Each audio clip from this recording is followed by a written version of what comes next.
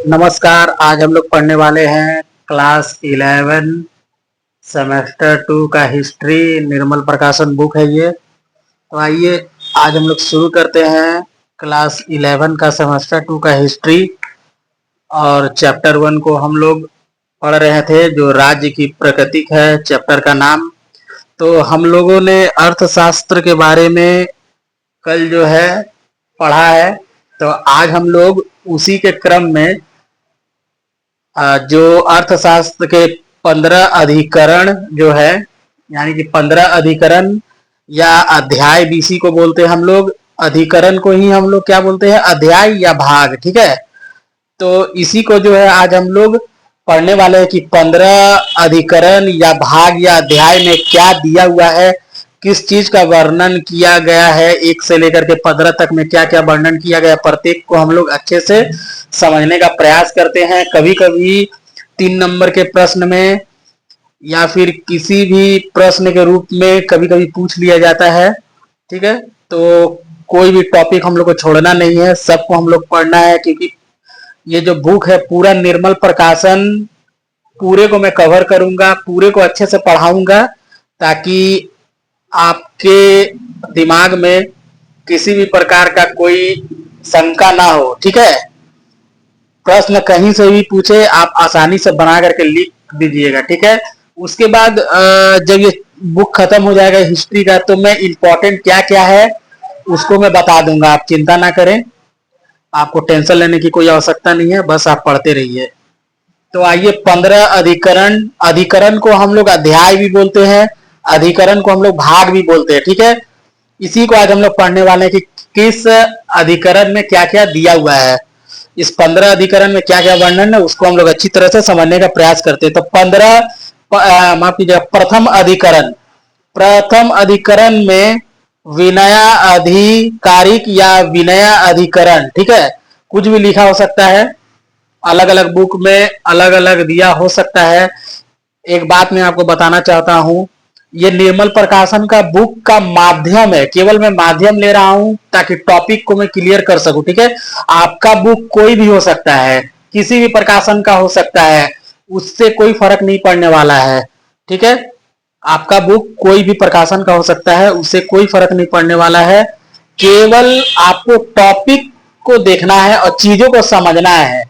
मैं कोई line by line नहीं पढ़ाता हूं, मैं अपने से भी ऐड करके अच्छे से पढ़ाने का प्रयास करता हूं। ठीक है, तो आइए हम लोग शुरू करते हैं। तो 15 अधिकरण में प्रथम अधिकरण क्या बोल रहा है, विनय अधिकारिक या विनय अधिकरण। ठीक है, एक ही चीज है, इसके बारे में बताया गया। प्रथम अधिकरण में बताया गया है विनय अधिकारिक या विनय अधिकरण। ठीक है, पहला अधिकरण का नाम है, यानी कि इसी से संबंधित टॉपिक होगा। तो इसमें क्या बताया गया, सबसे पहले विनय अधिकरण मतलब राजा का विनय, राजा किस तरह से अपने प्रजा के साथ विनम्र होता है उसके बारे में वर्णन किया गया है।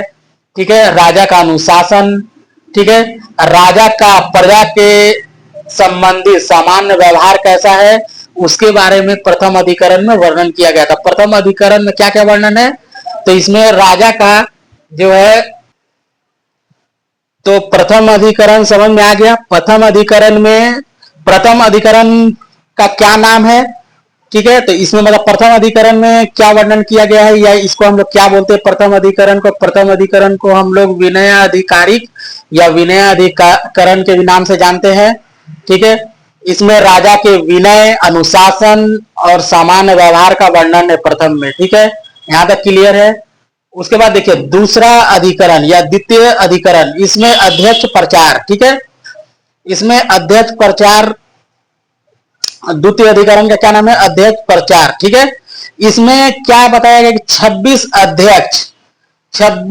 अध्यक्षों के कार्य का तथा उनके विभागों का वर्णन किया गया है। कहने का मतलब अध्यक्ष का मतलब कौन है, या मंत्री से संबंधित है। ये 26 जो अध्यक्ष यानी मंत्री है, उनके मंत्रिमंडल के कार्यों के तथा उनके विभागों का वर्णन द्वितीय अधिकरण में है। तो द्वितीय अधिकरण का क्या नाम है, अध्यक्ष प्रचार। ठीक है, इसमें किसके बारे में वर्णन, तो 26 अध्यक्षों एवं उसके कार्य उनके विभागों का वर्णन किया गया है। समझ में आ गया। उसके बाद देखिए तीसरा अधिकरण, तीसरा अधिकरण को हम लोग धर्म अस्थाई के नाम से जानते हैं। ठीक है, समझ में आया यहां तक? तो हम लोग तीसरा अधिकरण को किस नाम से जानते हैं? तो धर्म अस्थीय। ठीक है, धर्म अस्थीय के नाम से जानते हैं। ठीक है, तो इसमें किससे संबंधित है तीसरा अधिकरण? तीसरा जो अधिकरण है वो दीवानी न्यायालय से संबंधित है। ठीक है, दीवानी मामले का मतलब होता है, तीसरा अधिकरण दीवानी मामले से संबंधित है या दीवानी न्यायालय से संबंधित है। ठीक है, दीवानी का मतलब होता है पैसे का लेन देन। ठीक है, दीवानी का मतलब क्या होता है? पैसे का लेन देन। ठीक है, दो ही शब्द हमें सुनने को मिलेंगे, एक होता है दीवानी, दूसरा होता है फौजदारी। ठीक है, तो दीवानी का मतलब होता है पैसे का लेन देन, फौजदारी का मतलब होता है मारपीट। ठीक है, यहां तक क्लियर? तो तीसरा अधिकरण में तीसरा का अधिकरण को हम लोग क्या बोलते हैं? तो धर्म अस्थीय। ठीक है, तीसरा अधिकरण किससे संबंधित है? तो दीवानी मामले से संबंधित है। ठीक है, चौथा अधिकरण को हम लोग किस नाम से जानते हैं? तो कंटक शोधन। चौथा अधिकरण को हम लोग कंटक शोधन के नाम से जानते हैं। चौथा अधिकरण में क्या वर्णन किया गया है? तो फौजदारी मामलों से संबंधित है। ठीक है, फौजदारी मामलों का वर्णन चौथा अधिकरण में किया गया है। फौजदारी का मतलब होता है मारपीट। ठीक है, मारपीट से संबंधित होता है। ठीक है, फौजदारी का मतलब होता है मारपीट से संबंधित मामला जो होता है उसे हम लोग फौजदारी बोलते हैं। दीवानी मैंने पैसे का लेन देन का जो मामला होता है उसे हम लोग दीवानी का नाम था। पैसे से संबंधित मामला दीवानी, मारपीट से संबंधित फौजदारी। तो तीसरा अधिकरण में दीवानी, चौथा अधिकरण में फौजदारी। ठीक है, समझ में आ गया? यहां तक क्लियर है? उसके बाद देखिए पांचवा अधिकरण। पांचवा अधिकरण को हम लोग किस नाम से जानते हैं? योग वृत्त के नाम से। ठीक है, इसमें जो है प्रशासनिक अधिकारियों का वर्णन है। ठीक है, राजा के प्रति जो भी प्रशासनिक अधिकारी होते हैं उनके कर्तव्य, ठीक है, कर्तव्यों का जो है वर्णन इसमें किया गया है। तो पांचवा अधिकरण में प्रशासनिक अधिकारियों का वर्णन किया गया है। ठीक है, यहां तक क्लियर है? उसके बाद देखिए छठा। ठीक है, छठा किससे संबंधित है? छठा को हम लोग जानते हैं मंडल योनि के नाम से। ठीक है, छठा है मंडल योनि के नाम से जानते हैं। और छठा में है जो राज्य के सप्तांग सप्तांगों का वर्णन किया गया है। ठीक है, यहां तक हम सप्तांग के बारे में हम लोग पढ़ भी चुके हैं। ठीक है, तो छठा अधिकरण में राज्य के सप्तांगों का वर्णन किया गया है। ठीक है, यहां तक क्लियर है? छठा अधिकरण में, छठा अधिकरण का क्या नाम है? मंडल योनि। इसमें क्या वर्णन है? राज्य के सप्तांग विभागों का वर्णन है, यानी राज्य के सप्तांग सिद्धांतों का उल्लेख छठा अधिकरण में किया गया है। उसके बाद देखिए सातवां। सातवां को हम लोग किस नाम से जानते हैं? सातवां को हम लोग सांड गुण के नाम से जानते हैं। सांड गुण के नाम से हम लोग सातवां को जानते हैं। इसमें विदेश नीति का वर्णन किया गया है। याद रखिएगा, सातवां अधिकरण में विदेश नीति का वर्णन किया गया है। इसमें 6 तत्वों का वर्णन किया गया है, जिसमें असंधि ज्ञान, आसन, ठीक है, संशय, ठीक है, द्वंद्विभाव, यही सब का वर्णन किया गया। तो सातवां अधिकरण में विदेश नीति का वर्णन है जो इंपॉर्टेंट है, जिस जो आपके एग्जाम में पूछे जाने की संभावना है, जिससे आपको याद हो जाए और आसानी से आप लिख सके, वही वही मैं बता रहा हूं। ठीक है, उसके बाद देखिए आठवां। आठवां अधिकरण। ठीक है, अब देखिए आठवां अधिकरण। आठवां अधिकरण को किस नाम से जानते हैं हम लोग? तो वैसना अधिकारी। ठीक है, इसमें जो राज्य के घातक, जो भी घातक दुर्गुण है उस दुर्गुणों का वर्णन किया गया है। राज्य के लिए जो भी घातक, जितने भी घातक, राज्य के लिए जितने भी घातक दुर्गुणों का वर्णन इसमें आठवां अधिकरण में किया गया है। नौवां अधिकरण। नौवां अधिकरण का क्या नाम है? नौवां अधिकरण का नाम है अभियास्त कर्म। ठीक है, इसमें जो है दूसरे राज्यों पर आक्रमण का विवरण या वर्णन किया गया है कि किस प्रकार दूसरे राज्यों पर वर्णन, ठीक है, किया गया है, उसका वर्णन किया गया है इसमें, यानी दूसरे राज्यों पर वर्णन के विचार ने पहलू का वर्णन किया गया है इसमें। ठीक है, उसके बाद देखिए दसवां।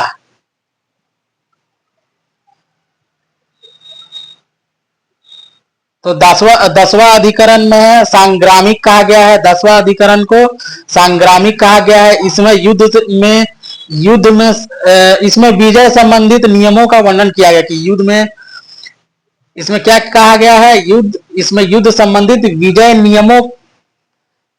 नियमों का वर्णन या विजय नियमों की रणनीति का विवेचना इसमें जो 10वां अधिकरण में किया गया है।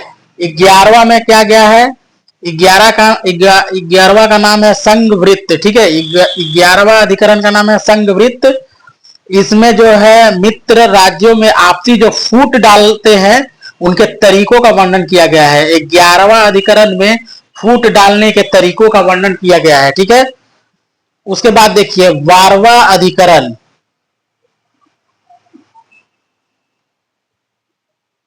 12वां अधिकरण का नाम है अवलियस। ठीक है, इसमें कमजोर राजा द्वारा शक्तिशाली राजा के आक्रमण से बचाव के उपाय का वर्णन किया गया है या उपाय के बारे में बताया गया था। कहने का मतलब है जो भी कमजोर राजा है उनके ऊपर जो शक्तिशाली राजाओं के आक्रमण होते हैं या किए जाते हैं उनके बचाव के बारे में है जो 12वां अधिकरण में उनके बचाव के उपाय के बारे में, आक्रमण से जो है बचाव के उपाय के बारे में बताया गया है। ठीक है, 12वां में यहां तक कोई दिक्कत नहीं होना चाहिए। 13वां में क्या बताया गया है,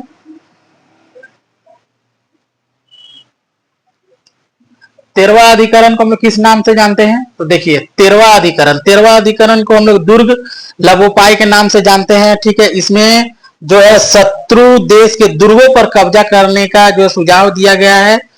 ठीक है, दुर्गों पर जो है, दुर्ग जो होते हैं दुर्गों पर कब्जा करने के उपाय का सुझाव दिया गया है। ठीक है, 13वां में।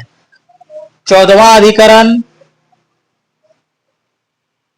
14वां अधिकरण को हम लोग क्या बोलेंगे, 13वां को हम लोग उपनिषदक के नाम से जानते हैं, माफ कीजिएगा 13वां को हम लोग उपनिषदक के नाम से हम लोग जानते हैं। इसमें औषधि तथा तंत्र मंत्रों के महत्व एवं उनके रहस्य का वर्णन किया गया है। 14वां में क्या है, औषधि मंत्रों का महत्व का वर्णन किया गया है। 15वां अधिकरण में तंत्र युक्ति, 15वां अधिकरण को हम लोग तंत्र युक्ति के नाम से जानते हैं। इसमें शास्त्र उल्लेखित नियमों का वर्णन किया गया है। ठीक है, 15वां में क्या किया गया है, तो अर्थशास्त्र द्वारा उल्लेखित नियमों का वर्णन किया गया है। ठीक है, तो 15वां में क्या है, अर्थशास्त्र द्वारा उल्लेखित नियमों का विवेचना या वर्णन किया गया है। यहाँ तक क्लियर, एक बार मैं फिर से समझा देता हूं आपको ताकि आसानी से समझ में आ जाए। पहला में क्या किया गया है, पहला में है जो पहला को हम लोग विनयाधिकारी के नाम से जानते हैं। इसमें राजा के विनय, अनुशासन एवं व्यवहार का वर्णन है। प्रथम में क्या है, अनुशासन एवं व्यवहार का वर्णन है। द्वितीय को हम लोग अध्यक्ष प्रचार के नाम से जानते हैं। इसमें 26 अध्यक्षों का वर्णन किया गया। अध्यक्ष का मतलब है मंत्री, 26 अध्यक्ष या मंत्रियों का वर्णन किया गया। तीसरा में क्या है, दीवानी न्यायालय से संबंधित मामलों का वर्णन किया। दीवानी का मतलब होता है पैसे से लेन देन। चौथा में क्या है, तीसरा को हम लोग धर्म अस्थयी के नाम से जानते हैं। चौथा को कंटक शोधन के नाम से जानते हैं। चौथा में फौजदारी से संबंधित। पांचवा योग वृत्त, प्रशासनिक अधिकारियों का वर्णन। छठा में मंडल योनि, राज्य के सप्तांगों का वर्णन किया गया है। उसके बाद 7वां अधिकरण को सांड गुण के नाम से जानते हैं। इसमें विदेश नीति का वर्णन है। इसमें 6 तत्वों का वर्णन किया गया है। 8वां को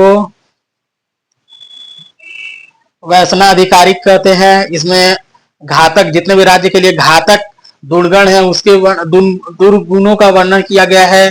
9वां को अभियास कर्म के नाम से हम लोग जानते हैं, आक्रमण से संबंधित है 9वां।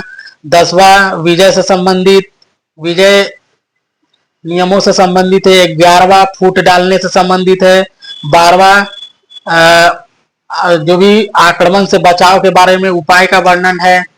13वां में है दुर्ग पर कब्जा। ठीक है, 14वां है औषधियों एवं मंत्रों का वर्णन।